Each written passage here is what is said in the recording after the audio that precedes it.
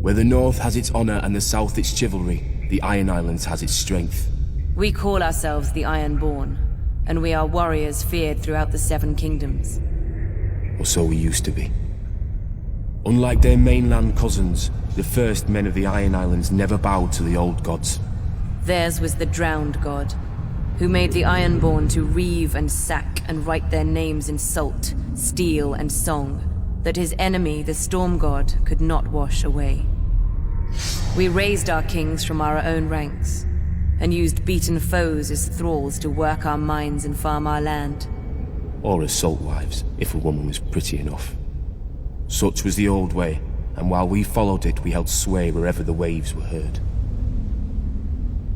When Aegon came demanding fealty, King Harren the Black ruled as far east as the Trident.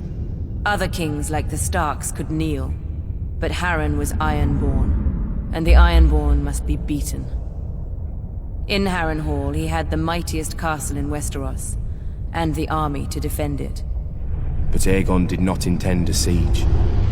He mounted his dragon and roasted Harren and all his sons in their tower, and the Old Way with them. Because of Harren's defiance, Aegon pushed the Ironborn back to our islands and gave the Riverlands to the Tullys. But he did allow the Ironborn to choose who would lead them. House Greyjoy had always been one of the greatest houses of the Iron Islands. We trace our descent from the Age of Heroes and the legendary Grey King, who took a mermaid to wife and made war upon the Storm God for 1,000 years.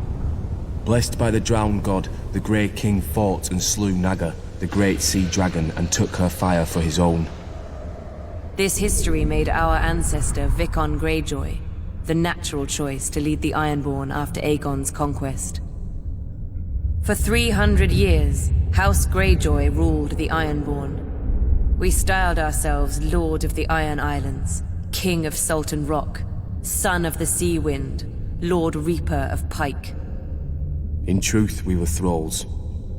Our people still chanted, "What is dead may never die." But the Old Way had died. Until the Targaryens followed their dragons into the grave, and our Lord Father, Balon Greyjoy, rose against the new king, Robert Baratheon.